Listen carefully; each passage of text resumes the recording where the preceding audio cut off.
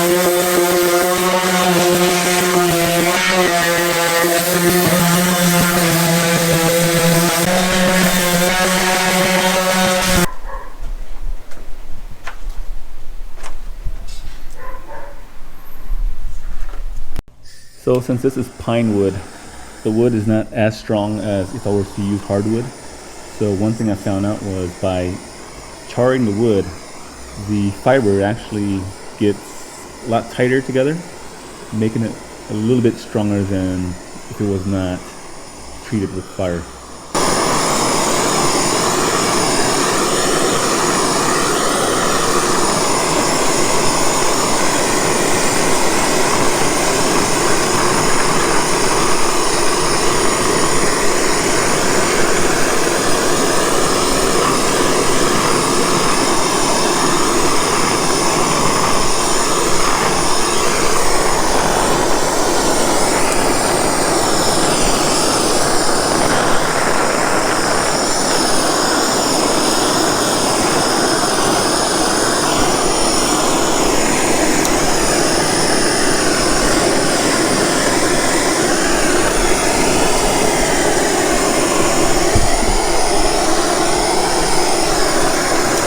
So once the wood is treated with fire, the wood, some of the moisture gets extracted, so it becomes a lot tighter or smaller. So now the compound press actually moves without or little resistance or friction from the wood rubbing each other.